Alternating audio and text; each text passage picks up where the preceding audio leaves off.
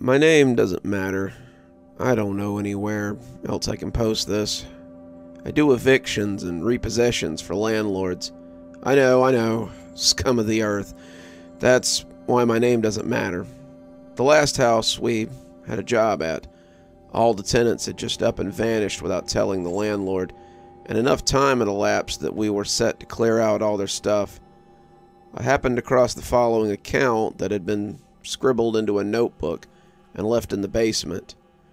I won't say anything else except, well, just read it for yourself. My name is Sam. Please consider these my final words. It's been 3 days since the party, and I don't know how much longer my food or my sanity will last. He, or whatever it is at this point, has been knocking at my door for the past 3 days, punctuated only by the whispered attempts to convince me to open up. And the singing.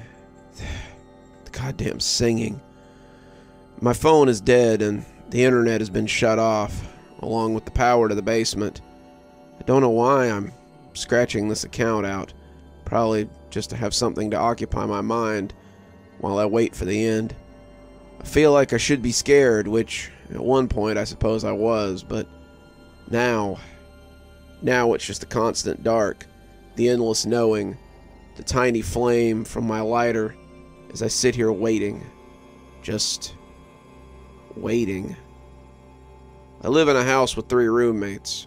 Well, maybe 3, though I suspect none of them are left at this point. I lived with my 3 friends, Roland, Ned, and Amy. Roland and Ned were philosophy majors like me, who I knew through a shared class. When a few months ago, the 2 of them asked me if I wanted to move into the house that they were renting, I jumped at the chance to live in a house that promised to be full of good conversation. Oh, right, and Amy's Ned's girlfriend. I can't remember her major at this point. Nursing, maybe. Not that it matters.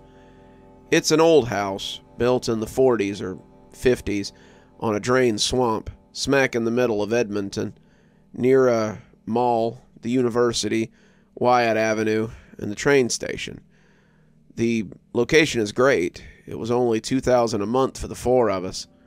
Ned and Amy took the top floor, Roland got the main floor, and I took the basement.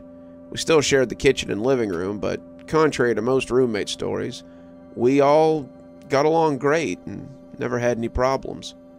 Until now, that is. I don't even know what to call the current situation, though, if I'm being honest. All of this started maybe a month or so ago. It's summer now, so we're all off school and working at our various jobs to scrape together a bit of cash before the next semester starts. The extra free time had meant that we had time to start organizing the house a little bit better. In the back of the laundry room, tucked away behind the furnace, there's a door that's maybe 5 feet tall at most. It opened onto a small storage room that until a month ago was stuffed full of boxes, luggage bags, shelves, and miscellaneous junk. Roland and Ned wanted to clean the room out and make it into something of a secret hideout, calling it either the speakeasy or the bunker. It took Roland a few days, but quick enough the room was cleared and all the junk moved into the garage. The bunker, as Roland always referred to it, had cold, rough concrete floors, patchwork brick walls painted a mossy green in places, and a ceiling of exposed insulation crisscrossed with twisted pipes and wires. A small crawlspace that was even lower than the main room led off into a space under the stairs that no light seemed to reach. Roland, the broke university student he is, or was, I guess, decided not to furnish the room with anything aside from a small table and 4 chairs, arranged in a circle around it. The room looked creepy, no matter who you asked, but everyone had to admit it was still pretty cool regardless. Something that has to be said about Roland and Ned is that were 2 of the biggest social butterflies I've ever met. They'd officially throw parties about once a month, but there were almost always people over more days than there weren't, especially Friday and Saturday. The bunker was admittedly a nice place to retreat from a party, have a shot, swap stories about who was hitting on who, which girls were single, that kind of thing. The oddness didn't begin until about a week after the bunker was clear. One night, some random day of the week, Tuesday maybe, I'd come home from work late and popped my bike into the back door. I stepped inside and didn't hear any voices. Nobody over tonight, I thought to myself as I descended the stairs to my room. My rooms are technically a separate suite, so I have my own door that leads to my space, at the start of the hallway that leads to the furnace laundry room in the bunker. I stopped as I was about to put the key into the main door. Over the low humming of the furnace, I could make out a sound that was faint coming from down the hall. Singing, maybe? Roland liked to sing when he was drunk, and he was drunk more often than not, so I presumed he was drunkenly doing some laundry down the hall and shrugged it off, going inside. I play keyboard and guitar and like to record and mix my own music, so after a quick dinner, I sat down to work on some music editing and shut the world out for a few hours. I stay up late, so I decided around 11 to do some laundry. I took my headphones off and took my basket out to the laundry room when I heard it again, the singing. It was definitely Roland singing, somewhat muffled and somewhat quiet, but singing nonetheless, singing from the bunker. I couldn't tell what the song was, but Roland had some odd taste in music. I shrugged it off and threw my laundry into the machine. As soon as I banged the washer lid shut, the singing stopped, and I looked at the bunker door. I took a few steps over and knocked quietly. "Yes," Roland called through the door. I opened the door and the room was pitch black, the single light bulb dangling from the ceiling being off, with only the light coming in from the laundry room to light it. Roland was leaned back in a chair, his arms crossed and his legs propped on another. He was still dressed in the business casual work clothes he typically wore, and a half-empty bottle of cheap wine was on the table in front of him. "What you doing?" I asked, looking briefly around the cold, dark room. He didn't answer me, aside from nodding his head towards the bottle on the table, and then returning his eyes to mine. "All right," I said, breaking eye contact and giving a half-awkward smile as I shut the door behind me. Granted, me and Roland were never super close, but when we did chat, he was always a lot more animated and chatty, especially if he'd had something to drink beforehand. The silence was odd, but I'd seen him fall into a few contemplative states before, so I didn't pay much attention to it. The next week was pretty much the same as usual. People came, people went. Every few nights I would hear the faint singing coming from down the hall, mixed in with the hum of the furnace or the drumming of the washing machine. The next odd event came maybe a week after the singing. I was laying on the couch in the living room flipping randomly through YouTube videos when I sat up with a sudden start to a voice behind me. "Hey Sam, how was work?" Roland said, standing at the door of the living room with a beer in each hand and a smile on his face. "Hey, sorry, you scared me. It was good, pretty slow," I replied with a quick smile. "Beer?" Roland asked, holding out the can for me. "Sure, thanks. How was work for you today?"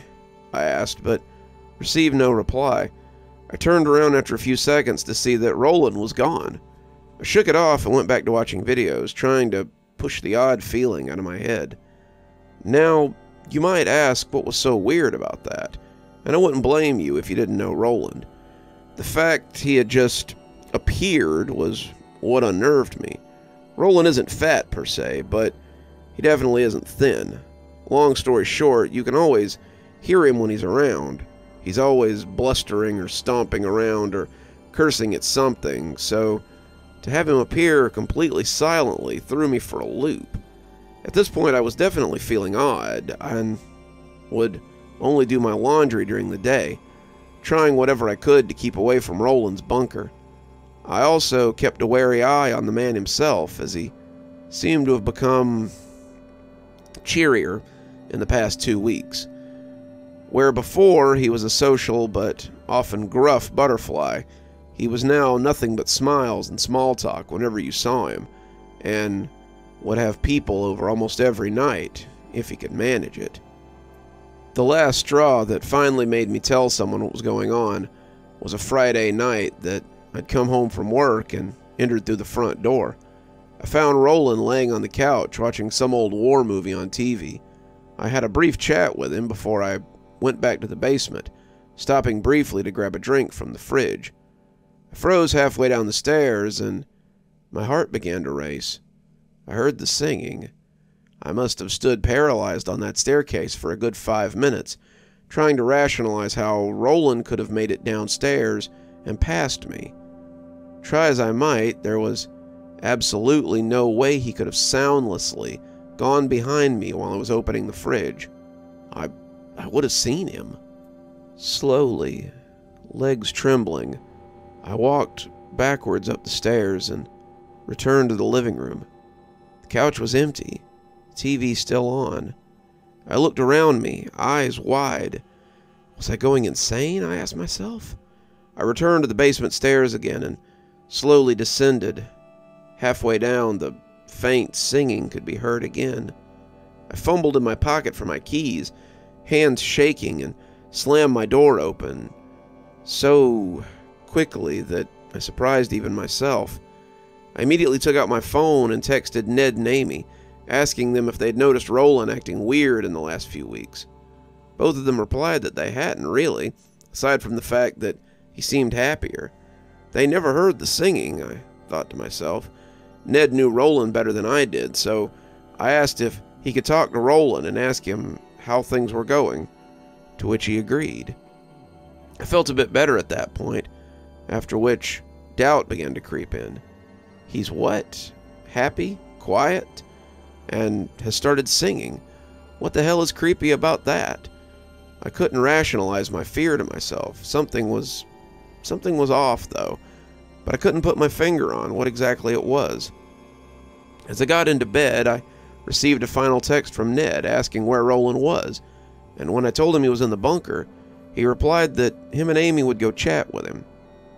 I woke up the next morning, having tossed and turned all night, unable to get to sleep, with one or two nightmares that consisted of nothing but Roland singing his strange song in his strange room.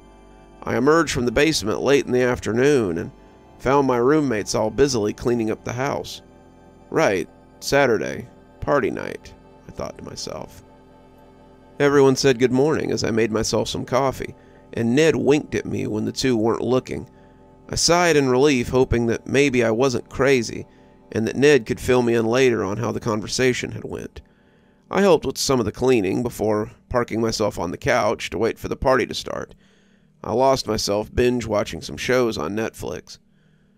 By 9 o'clock, the party was in full swing with maybe some 30 or 40 people over at the house. People were in the backyard having a fire. Some people were listening to records in the living room, and I'll admit I was pretty buzzed at that point. After chatting with the people around the fire for a bit, I got the impulse to bring out my guitar. And before you say it, I know, I'm one of those guys. I stumbled back inside and made it halfway down the basement stairs before my heart turned to ice in my chest and my stomach dropped. It was the singing, but it wasn't just one voice. It was three. It sounded as though Amy and Ned were both down there, joining in the chorus. No, I said to myself as I rushed back upstairs. The room spun around me as I rushed back into the kitchen where someone asked if I was all right. It wasn't just someone who asked if I was all right, though.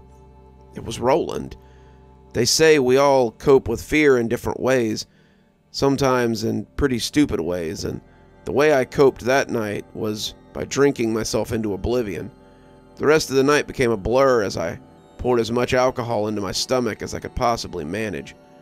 I faintly remember hearing Roland tell a few people at the party that they should check out his bunker, but as far as I could remember, I was too gone to care. I woke up the next day with the sun shining bright on my face. I'd slept in the hammock out back. I checked my phone to find that it was almost 2 o'clock in the afternoon, and saw a few texts from my friends saying what a great time they'd had last night at the party. My head was pounding, and when I stood up, my stomach immediately betrayed me, and I puked all over the ground.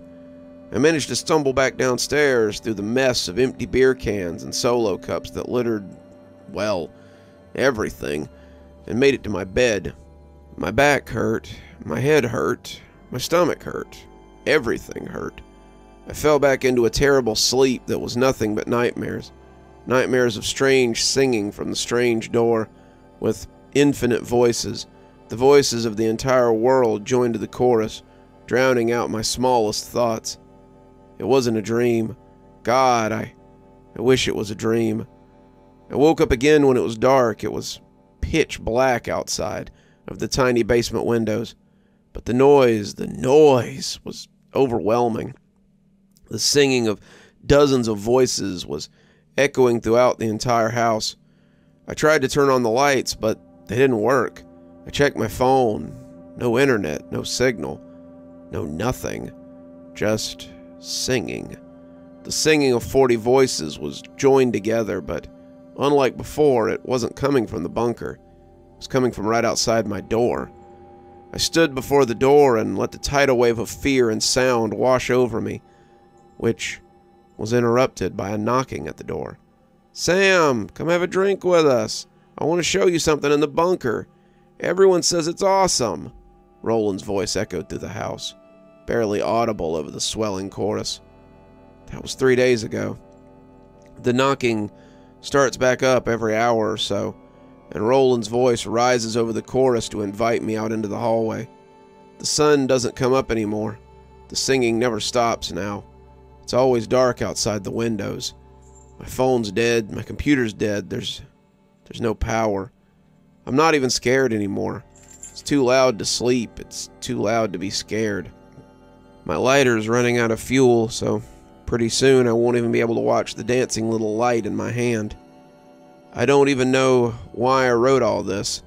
They've started singing to me recently, but it's not even singing anymore. It's just the same chorus, over and over and over again. Where, oh where is Quiet Sammy? Quiet Sammy can't be saved. Where, oh where is Quiet Sammy? Quiet Sammy, quiet grave. That's me.